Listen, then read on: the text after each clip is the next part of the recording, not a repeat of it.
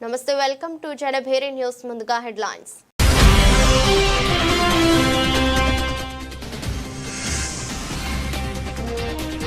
హైదరాబాద్ లో పవన్ కళ్యాణ్ ను పరామర్శించిన CM Chandrababu.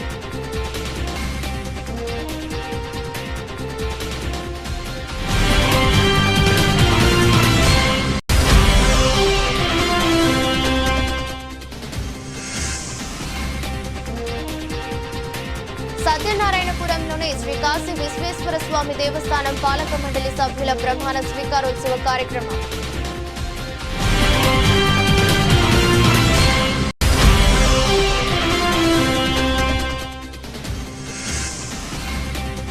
AP భాషా సాంస్కృతిక శాఖ ఆధ్వర్యంలో నిర్వహించిన పద్మభూషణ్ గురం జాషువా 130వ జయంతి వేడుకల్లో పాల్గొన్న మంత్రి కందుల దుర్గేష్. కనకదుర్గమ్మ శ్రీ మహాచండీ దేవి అలంకారంలో దర్శనమిస్తుంది. ఈ అలంకారాన్ని దర్శించుకుంటే ఎన్నో శుభాలు కలుగుతాయని పురాణేతిహాసాల ద్వారా మనం తెలుసుకోవచ్చు. దశ విధాలైన పాపాలను హరించేది కనుకే దశహార అనే దసరాగా వాడుకలోకి వచ్చింది. దుష్ట సంహారం ద్వారా ధర్మాన్ని నిలపడమే శరన్నవరాత్రి మహోత్సవాల్లో పరమార్థం. ఏటా అశ్వయుజ శుద్ధ పాడ్యమి రోజు మొదలై అశ్వయుజ శుద్ధ దశమి వరకు వైభవంగా ఉత్సవాలు జరుగుతాయి. ఈ ఏడాది శరన్నవరాత్రి ఉత్సవాలు సెప్టెంబర్ 22 నుండి అక్టోబర్ 2 వరకు జరుగుతున్నాయి. ఈ సందర్భంగా విజయవాడ ఇంద్రకీలాద్రిపై అమ్మవారు రోజుకు అలంకారంలో దర్శనమిస్తుంది. ఉత్సవాల్లో భాగంగా 7వ రోజు మహాచండిగా భక్తులకు ఆగ్రహిస్తున్న దుర్గమ్మ చండి ఎలా అవతరించింది? చండీ దేవిని దాయగల రూపంలో ఉన్నప్పుడు ఉమా, గౌరీ, పార్వతి, హైమావతి, శతాక్షి, శాకంబరి దేవి, జగన్మాత, భవాని అని పిలుస్తారు. అలాగే భయంకరమైన రూపంలో ఉన్నప్పుడు ఆమెను దుర్గా, కాళీ, శ్యామ, చండి, చండిక, భైరవి పేర్లతో పిలుస్తారు. ఈ అలంకారంలో ఉన్న అమ్మవారిని దర్శించుకుంటే మనసులో ఉన్న కోరిక నెరవేరుతుందని భక్తుల విశ్వాసం. శరన్నవరాత్రుల మహోత్సవాల్లో చండీదేవి ప్రాముఖ్యత వేరు. హిందూ పురాణాలు, హిందూ మత విశ్వాసాల ప్రకారం రాక్షసులు ఇంద్రుడి సింహాసనాన్ని లాక్కునే సమయం వచ్చినప్పుడు దేవతలంతా శివుడి వద్దకు వెళ్లి రాక్షసుల గురించి చెబుతారు. అప్పుడు పరమశివుడు మాతృదేవతను స్తుతించాలని కోరుతారు. అప్పుడు దేవతలంతా కలిసి మాతృదేవతను ఆరాధించారు. అలా మాతృదేవత అనుగ్రహంతో సరస్వతీదేవి, లక్ష్మీదేవి, మహంకాళి చండీ రూపాన్ని ధరించి రాక్షసులను సంహరిస్తారు. శ్రీమాత్రే నమః. సర్వమంగళమాంగళ్యే శివే సర్వార్థసాధికే శరణ్యే త్రయంబకే దేవి నారాయణి నమోస్తుతే. ఈరోజు ఇంద్రకీలాద్రి మీద వేయించేసినటువంటి కనకదుర్గాంబ చండీ స్వరూపంతో మనకు దర్శనమిస్తూ ఉన్నారు. చండీదేవి అంటే మహాకాళి, మహాలక్ష్మి, మహాసరస్వతి స్వరూపముల యొక్క సమష్టి రూపం చండీదేవి. చండముండాసురులను సంహారం చేసింది. అలాగే అనేక మంది రాక్షస సంహారం చేసి లోకంలో శాంతిని కలుగజేసింది అమ్మవారు. చండీ సప్తశతి పారాయణ, చండీ సప్తశతితో హవనం, సమస్త దేవీ వ్రతములయందు, నవరాత్రులయందు చక్కగా జరుపుతారు. ఎందుకంటే చండీదేవి శాంతి స్వరూపం. సకల విధములైనటువంటి శుభాలను, శాంతిని ప్రసాదించే తల్లి కనుక ఆ అమ్మవారి యొక్క సేవ చక్కగా జరుగుతూ ఉంటుంది. అందువలన చండీ స్వరూప సందర్శనం చేత మనుష్యుడు సక్రమమైనటువంటి ప్రసన్నమైనటువంటి మార్గంలో చక్కగా నడుచుకుంటూ అనేక విధములైనటువంటి సత్ఫలాలను పొందుతాడు. చండీదేవి యొక్క అనుగ్రహం ఉన్నది అంటే అఖండమైనటువంటి విజయం కలుగుతుంది. శ్రీమాత్రే నమః. గత ప్రభుత్వం రాష్ట్రంలోని అనేక దేవాలయాలను కూల్చి హిందూ ధర్మాన్ని అపహాసం చేసిందని సెంట్రల్ ఎమ్మెల్యే బోండా ఉమామహేశ్వరరావు మండిపడ్డారు. అని మతాల ఆచారాలను గౌరవిస్తూ కూటమి ప్రభుత్వం ముందుకు వెళ్తుందని చెప్పారు. రాష్ట్రంలోని అన్ని దేవాలయ అభివృద్ధికి కూటమి ప్రభుత్వం కృషి చేస్తుందని చెప్పారు. సత్యనారాయణపురంలోని శ్రీ కాశీ విశ్వేశ్వర స్వామి దేవస్థానం పాలక మండలి సభ్యుల ప్రమాణ స్వీకారోత్సవ కార్యక్రమం ఘనంగా జరిగింది. ఈ కార్యక్రమానికి ముఖ్య అతిథిగా ప్రభుత్వ విప్ బోండా ఉమామహేశ్వరరావు పాల్గొని చైర్మన్, పాలక మండలి సభ్యుల చేత ప్రమాణ స్వీకారోత్సవం చేయించారు. ఈ సందర్భంగా ఆయన మాట్లాడుతూ గత ప్రభుత్వం రాష్ట్రంలోని అనేక దేవాలయాలను కూల్చి హిందూ ధర్మాన్ని అపహాస్యం చేసిందని మండిపడ్డారు. అన్ని మతాలను గౌరవిస్తూ కూటమి ప్రభుత్వం ముందుకు వెళ్తుందని చెప్పారు. రాష్ట్రంలోని అన్ని దేవాలయాల అభివృద్ధికి కూటమి ప్రభుత్వం కృషి చేస్తుందని చెప్పారు. రాష్ట్రంలోని అన్ని దేవాలయాల అభివృద్ధి కోసం ధర్మకర్తల మండలి సభ్యులను ఏర్పాటు చేస్తున్నామని, ఎంతో ప్రసిద్ధి చెందిన శ్రీ కాశీ విశ్వేశ్వర స్వామి దేవస్థానం అభివృద్ధికి పాలక మండలి చైర్మన్ గా పేర్ల మురళితో పాటు సభ్యులను నియమించడం సంతోషకరమన్నారు. దేవాలయాన్ని ఆధునీకరించడమే కాకుండా కళ్యాణ మండపాన్ని అభివృద్ధి చేస్తామని తెలిపారు. నూతనంగా ఏర్పడి కమిటీ దేవాలయ అభివృద్ధికి అన్ని విధాల కృషి చేయాలని కోరారు. ఈరోజు రాష్ట్రంలోని అన్ని దేవాలయాలకు కూడా ధర్మకర్తల మండలి సభ్యులుగా కమిటీలు నియమించడం జరుగుతోంది. ఈ ప్రభుత్వం వచ్చినాక మరి అన్ని మతాల ఆచారాలని, అటు మసీదులు, చర్చిలు, ఇటేపు హిందూ గుళ్ళు అన్నిటికి కూడా ఎండోమెంట్ అన్నిటికి కూడా ధర్మకర్తల మండలి చేస్తూ ఉన్నాం.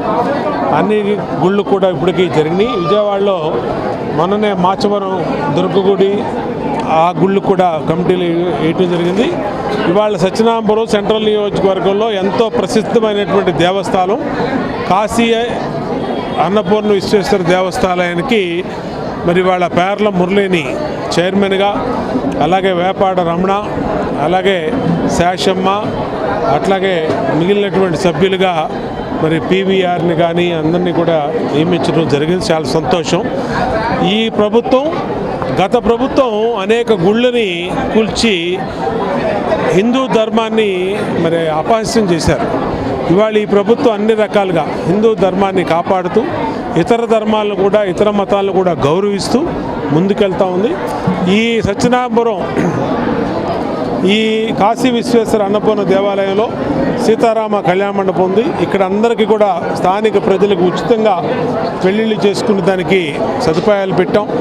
ఈ గుడిని ఆధునీకరిస్తాం, కళ్యాణ మండపాన్ని కూడా ఆధునీకరిస్తాం. ఫ్లోరింగ్ కానీ అన్నింటిని కూడా బ్రహ్మాండంగా. శ్రీ కాశీ విశ్వేశ్వర దేవస్థానానికి గౌరవనీయులు ఎమ్మెల్యే గారు శ్రీ బోండోమేశ్వరరావు గారు చైర్మన్గా బాధ్యత స్వీకరించమని చెప్పి అడగా ఈ బాధ్యతను నాకు అప్పగించారండి. ఇవాళ ప్రమాణ స్వీకారం చేశాము. ఈ గుడి చాలా దాదాపు 90 సంవత్సరాల నుంచి ఉన్న గుడి అండి. 90 సంవత్సరాల నుంచి ఉన్న గుడి, చాలా ఓల్డ్ గుడి, ప్రసిద్ధమైన గుడి. ఈ గుడికి ఇంతకుముందు కూడా నేను బోర్డు మెంబర్ చేశాను. మళ్ళీ ఉమాగారి ఆదేశంతో చైర్మన్ పదవి స్వీకరించామండి. ఈ పదవి స్వీకరించక ముందు కూడా ఇక్కడ డ్రైనేజీ వ్యవస్థ ఇబ్బందిగా ఉంటే ఆ పని కూడా నేనే చేయించాను దగ్గరుండి.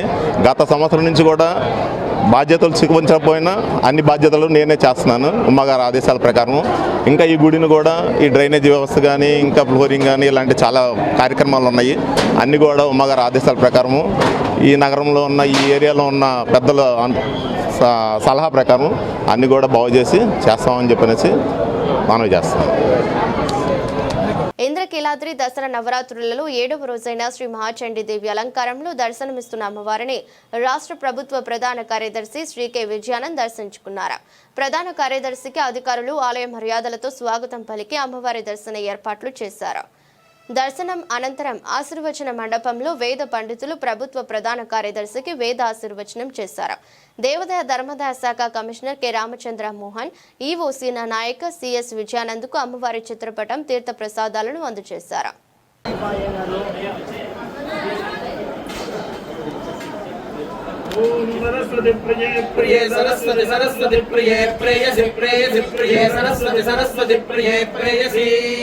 प्रिये प्रेयसि प्रेयसि प्रिये प्रिये प्रेयसि महि महि प्रेयसि प्रिये प्रिये प्रेयसि महि प्रेयसि महि महि प्रेयसि प्रेयसि महि विष्णुति विष्णुति महि प्रेयसि प्रेयसि महि विष्णुति महि विष्णुति विष्णुति महि महि विष्णुत्येतानि एतानि विष्णुति महि महि विष्णुत्येतानि विष्णुत्येतानि एतानि विष्णुति विष्णुत्येतानि ते एतानि विष्णुति विष्णुत्येतानि ते एतानि ते एतानि ते अग्रिये अग्रिये एतानि ते अग्रिये ते अग्रिये नाम संवत्सरं दीर्घमायुः।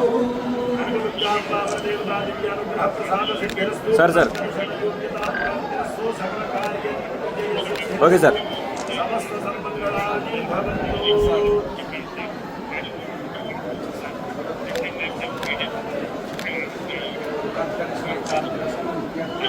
Thank you. దుర్గామాత జన్మ నక్షత్రమైన మూల నక్షత్రం రోజున ఇంద్రకీలాద్రిపై దేవస్థానానికి అమ్మవారికి దర్శనం కోసం 1.75 లక్షల నుంచి 2 లక్షల వరకు వచ్చే భక్తుల కోసం దేవస్థానం అధికారులు కట్టుదిట్టమైన ఏర్పాట్లు చేశారని విజయవాడ పార్లమెంట్ సభ్యులు కేశినేని శివనాథ్ అన్నారు. శ్రీ మహాచండీదేవి అలంకృత అమ్మవారిని ఆయన దర్శించుకున్నారు. ఆలయ అధికారులు సంప్రదాయ స్వాగతం పలికారు. దర్శనానంతరం వేద పండితుల ఆశీర్వచనం, తీర్థ ప్రసాదాలు, అమ్మవారి చిత్రపటం, శేషవస్త్రం అందించారు. అనంతరం పార్లమెంట్ సభ్యులు శివనాథ్ మీడియా పాయింట్లో మాట్లాడుతూ మూల నక్షత్రం రోజున ఎటువంటి పాసులకు అనుమతి ఉండదని, స్వీయ నియంత్రణ పాటిస్తే సామాన్య భక్తులు సత్వరమే దర్శనం చేసుకోగలుగుతారన్నారు. నవరాత్రి ఉత్సవాలను విజయవంతంగా నిర్వహించేందుకు ఎన్టీఆర్ జిల్లా యంత్రాంగం, పోలీస్ శాఖ, దేవాదాయ శాఖ సంయుక్తంగా సాంకేతిక పరిజ్ఞానాన్ని వినియోగిస్తున్నాయని తెలిపారు. సామాన్య భక్తులకు ఎటువంటి సమస్యలు తలెత్తకుండా వివిధ శాఖల అధికారులు నిరంతరం సమీక్షిస్తున్నారన్నారు. మూల నక్షత్రం రోజున గౌరవ ముఖ్యమంత్రి నారా చంద్రబాబు నాయుడు కుటుంబ సభ్యులతో కలిసి అమ్మవారికి పట్టు వస్త్రాలు సమర్పిస్తారని తెలిపారు. రాష్ట్రం అన్ని రంగాలలో అభివృద్ధి చెందాలని అమ్మను వేడుకున్నారన్నారు. ఇవాళ అమ్మవారి దర్శనానికి భక్తులు రోజు రోజుకి పెరగడం, అన్నిటికన్నా కూడా అమ్మవారి దేవస్థానం ఏర్పాట్లు చాలా బ్రహ్మాండంగా ఏర్పాట్లు చేశారు. రేపు మూలా నక్షత్రం సుమారు 1,75,000 నుంచి 2 లక్షల మంది భక్తులు వస్తారనే అంచనాతో ఈ యంత్రాంగం అంతా కూడా ఏర్పాట్లు చేశారు. రేపు విఐపి పాసులు కూడా రద్దు చేయడం జరిగింది. అందరికీ భక్తులకి దర్శనం కలిగించే విధంగా ఏర్పాట్లు చేయడం జరుగుతుంది. రేపు మూలా నక్షత్రం రోజున గౌరవ ముఖ్యమంత్రి నారా చంద్రబాబు నాయుడు గారు సుమారు 3 గంటల సమయంలో అమ్మవారిని కుటుంబ సభ్యులతో, నారా లోకేష్ గారు కుటుంబ సభ్యులతో దర్శించుకుంటారు. రేపు అందరం కూడా స్వీయ నియంత్రణ పాటించాలి. తప్పకుండా పాసులు కూడా రద్దయినాయి కాబట్టి భక్తులందరికీ సౌకర్యంగా ఏర్పాట్లు పూర్తయ్యే విధంగా దేవాదాయ శాఖ ఏర్పాట్లు చేశారు. సాయంత్రం 4 గంటలకు దేవాదాయ శాఖ మంత్రి, రెవెన్యూ శాఖ మంత్రితో సమీక్ష సమావేశం కూడా ఏర్పాటు చేశారు. రేపు ఏర్పాట్ల గురించి గతంలో కంటే బ్రహ్మాండంగా, గతంలో మనకి కొంచెం లేట్ అయినా మొదటి సంవత్సరం వరదల మూలంగా ఇప్పుడు ఏర్పాట్లు బ్రహ్మాండంగా చేశారు. అందరూ కూడా భక్తులు సంతృప్తి వ్యక్తం చేస్తున్నారు. ఎక్కడో 1-2 చిన్న పొరపాట్లు ఉన్నా సరిదిద్దుకుంటా మేము ఆర్టిఫిషియల్ ఇంటెలిజెన్స్ శ్రీ దుర్గా మల్లేశ్వర స్వామి దసరా నవరాత్రులు ఎంతో వైభవంగా జరుగుతున్నాయి. 7వ రోజు మహాచండీ అవతారంలో భక్తులకు దర్శనమిస్తున్న దుర్గమ్మ తల్లికి విజయవాడ కనక దుర్గమ్మకు బీసీ సంక్షేమ శాఖ మంత్రి సవిత పట్టు వస్త్రాలు సమర్పించారు. చేనేత జౌళి శాఖ కమిషనర్ రేఖారాణితో కలిసి అమ్మవారికి ప్రత్యేక పూజలు నిర్వహించిన మంత్రి సవితకు ఆలయ వేద పండితులు వేద ఆశీర్వచనాలు, తీర్థ ప్రసాదాలు అందజేశారు. రాష్ట్ర ప్రజలపై కనుక అమ్మ దుర్గా ఆశీస్సులు ఎల్లవెల్లలా ఉండాలని మంత్రి సవిత ఆకాంక్షించారు.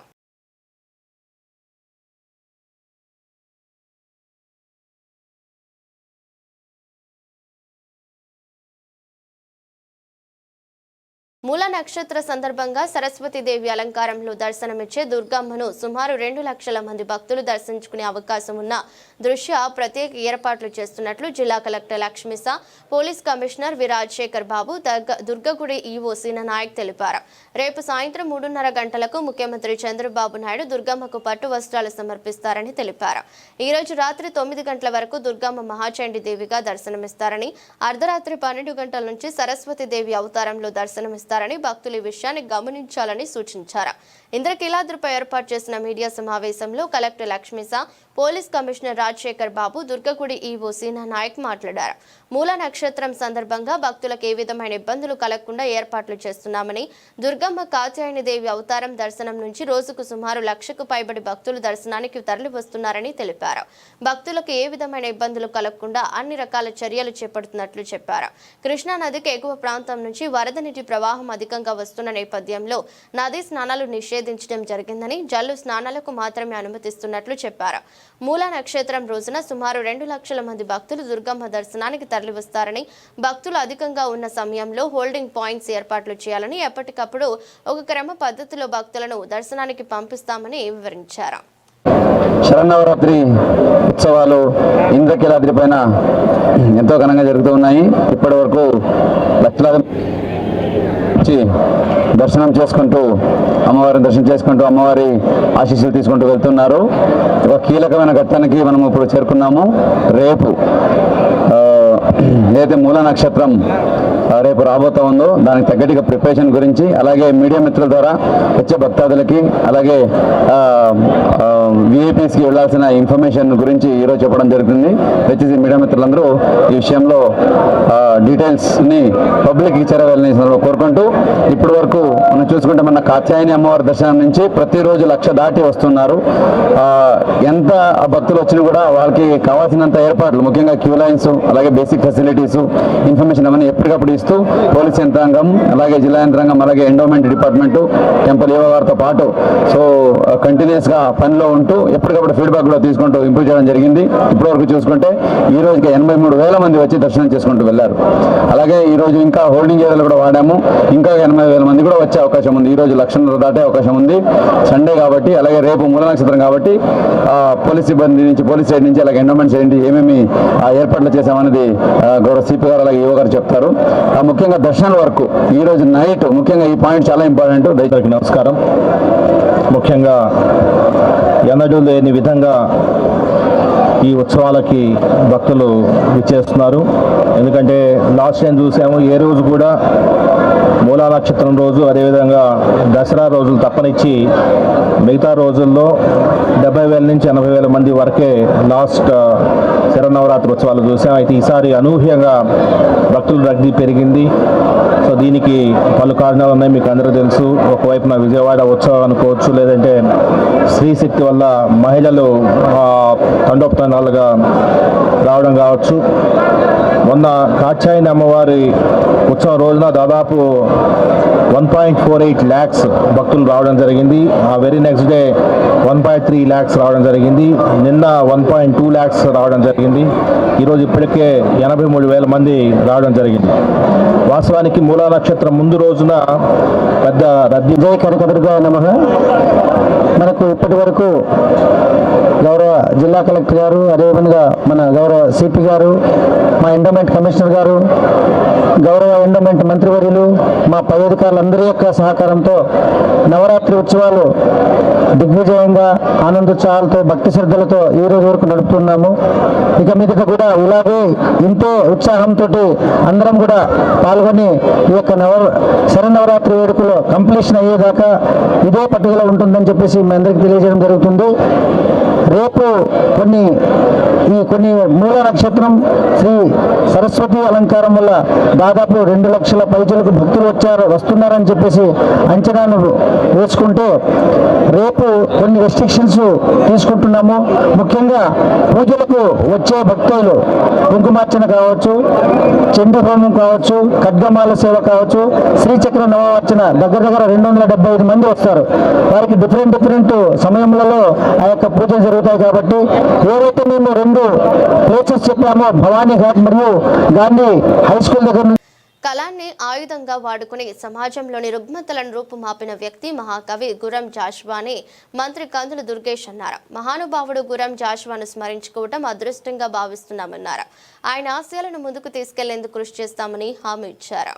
కలెక్టరేట్ కార్యాలయంలోని పింగళి వెంకయ్య సమావేశ మందిరంలో ఏపీ భాషా సాంస్కృతిక శాఖ ఆధ్వర్యంలో నిర్వహించిన పద్మభూషణ్ గుర్రం జాషువా 130వ జయంతి వేడుకల్లో మంత్రి కందుల దుర్గేష్ ముఖ్య అతిథిగా పాల్గొన్నారు. తొలుత జ్యోతి ప్రజ్వలనతో కార్యక్రమాన్ని మంత్రి దుర్గేష్ ప్రారంభించారు. నవయుగ కవి చక్రవర్తి జాషువా చిత్రపటానికి పూలమాలలు వేసి ఘన నివాళులర్పించారు. ఈ సందర్భంగా మంత్రి కందుల దుర్గేష్ మాట్లాడుతూ తెలుగు సాహిత్యాన్ని తన పాండిత్యంతో పరవశింపచేసిన మహోన్నత వ్యక్తి గుర్రం జాషువా. అలాంటి విశ్వసనీయుడు పద్మభూషణ్ గుర్రం జాషువా 130వ జయంతి వేడుకల్లో పాల్గొనడం అదృష్టంగా భావిస్తున్నారన్నారు. భావితరాలకు మహాకవి గుర్రం జాషువా గొప్పతనాన్ని తెలపాల్సిన అవసరాన్ని వివరించారు. ఈ కార్యక్రమానికి విచ్చేసినటువంటి 50 మంది కళా పిపాసులకు, అభిజ్ఞ రసజ్ఞులైనటువంటి ప్రేక్షకులందరికీ కూడా నమస్సుమాన్యం తెలియజేస్తా ఉన్నాం.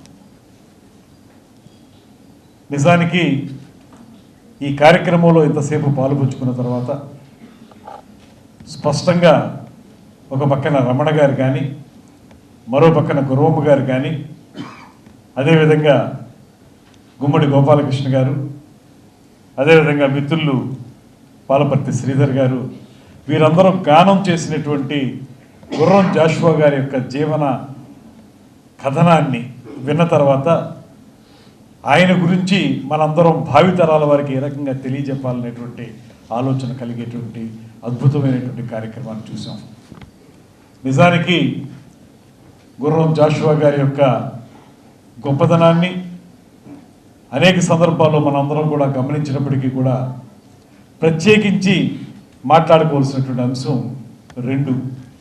ఒకటి, ఆయన ఒక వరవడిలో కొట్టుకుపోతున్నటువంటి తెలుగు సాహిత్య రంగాన్ని, కవిత్వాన్ని ముఖ్యంగా ఒక మలుపు తిప్పి భావ కవితా విధానం కాదు మనకు కేవలం కావలసింది, పేదవాడి ఆకలి, అస్పృశ్యత, పేదరికం, కుల విభేదాలు, వీటన్నిటి మీద కూడా కళాన్ని చుడిపించాలనేటువంటి మాటతోటి అద్భుతమైనటువంటి కవితా చరిని మనకు అందించినటువంటి మహానుభావుడు గుర్రం జాషువా గారు అనేటువంటి మాటని ఈ సందర్భంగా గుర్తు చేసుకోవాలి.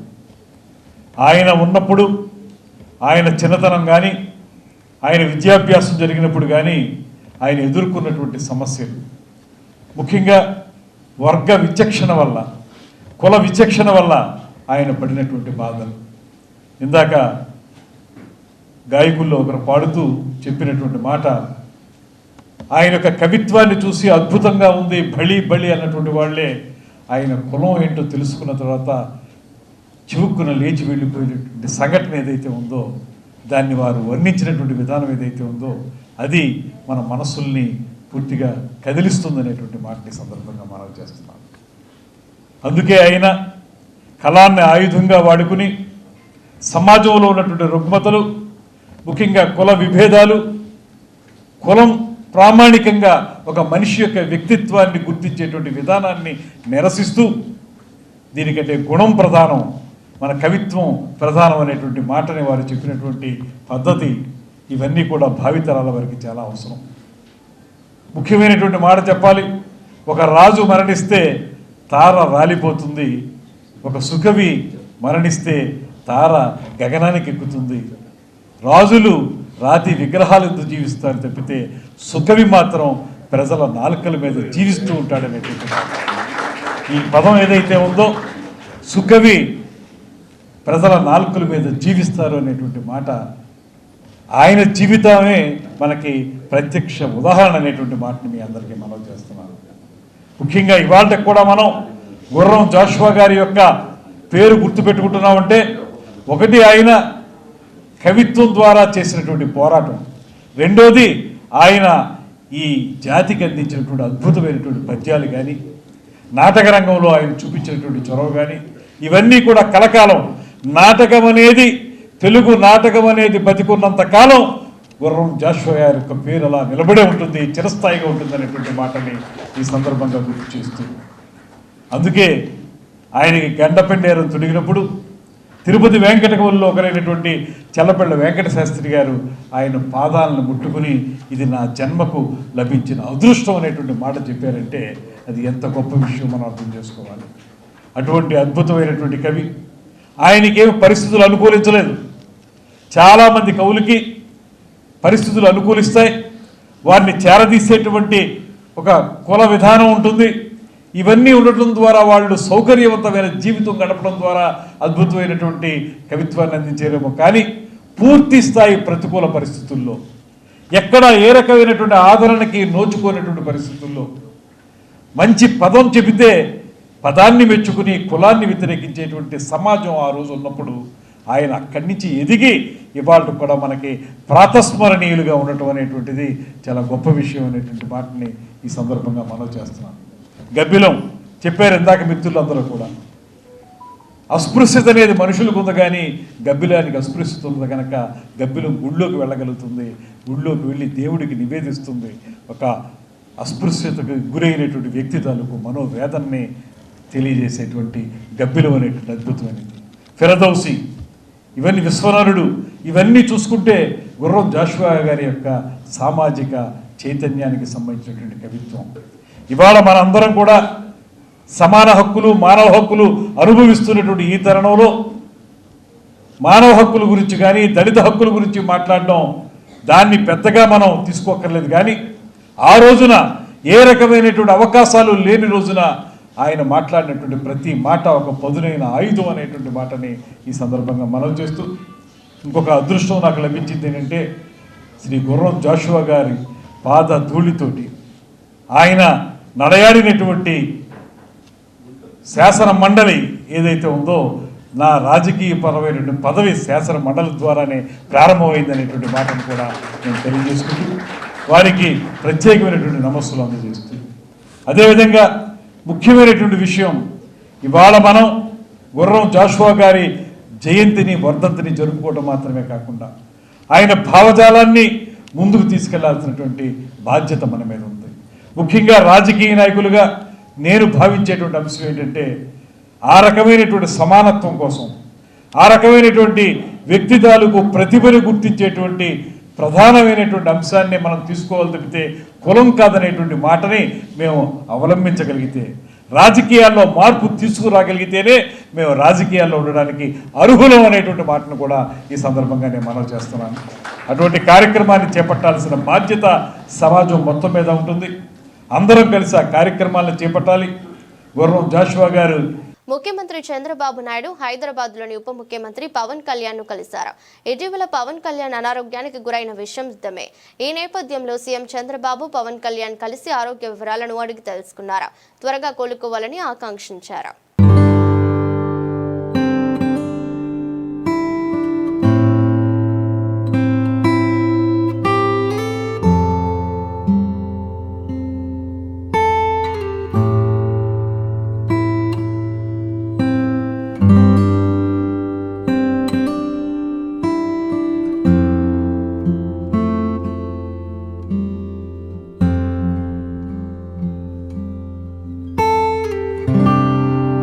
ఇంద్రకీలాద్రిపై దసరా శరన్నవరాత్రి ఉత్సవాలు వైభవోపేతంగా కొనసాగుతున్నాయి.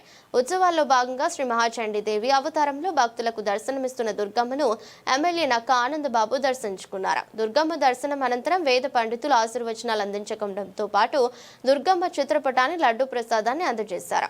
ఈ సందర్భంగా ఆయన మీడియాతో మాట్లాడుతూ దసరా ఉత్సవాల సందర్భంగా దుర్గమ్మ దర్శనానికి వచ్చే భక్తులకు ఏ విధమైన ఇబ్బందులు కలగకుండా ప్రభుత్వం ప్రత్యేక ఏర్పాట్లు చేపట్టిందన్నారు. రాష్ట్ర ప్రజలు సుభిక్షంగా ఉండాలని, వంటలు బాగా సకాలంలో పండాలని దుర్గమ్మను వేడుకున్నట్లు ఆయన పేర్కొన్నారు. చండీ ఉత్సవం జరుగుతూ ఉంది. ఈ అవతారంలో అమ్మవారు భక్తులకు దర్శనం ఇచ్చి అందరినీ ఆశీర్వదిస్తూ ఉన్నారు. లక్షలాది మంది భక్తులు ఈ ఉత్సవాల్లో పాల్గొంటూ ఉన్నారు. వారందరూ కూడా హృదయపూర్వక శుభాకాంక్షలు, అమ్మవారి ఆశీస్సులు అందజేయాలని చెప్పి మనస్ఫూర్తిగా ప్రార్థించాను. అదేవిధంగా గత 4 రోజుల నుంచి జరుగుతున్నటువంటి ఉత్సవాల్లో కూడా 7 రోజుల్లో లక్షలాది మంది భక్తులు ఈ ఉత్సవాల్లో పాల్గొన్నారు. అదేవిధంగా వచ్చే నెల 2వ తేదీ వరకు జరగబోతున్నటువంటి శరన్నవరాత్రి ఉత్సవాల్లో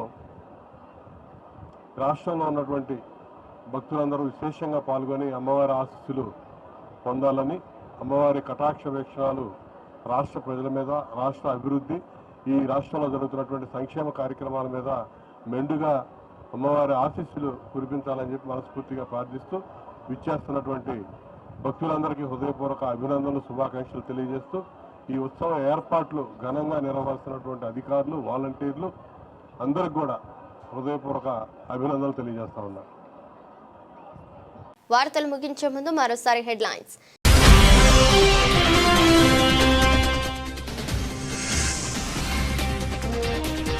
హైదరాబాద్ లో పవన్ కళ్యాణ్ ను పరామర్శించిన సీఎం చంద్రబాబు.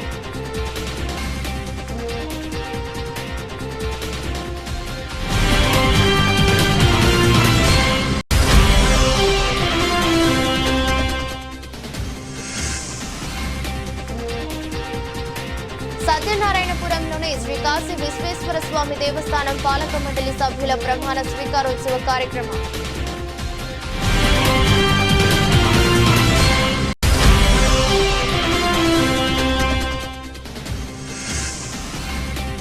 ఏపీ భాషా సాంస్కృతిక శాఖ ఆధ్వర్యంలో నిర్వహించిన పద్మభూషణ్ గుర్రం జాషువా 130వ జయంతి వేడుకల్లో పాల్గొన్న మంత్రి కందుల దుర్గేష్. ఇదరస్ట్ బులెటిన్, మరో బులెటిన్లో మళ్ళీ కలుద్దాం. అంతవరకు సెలవు, నమస్కారం.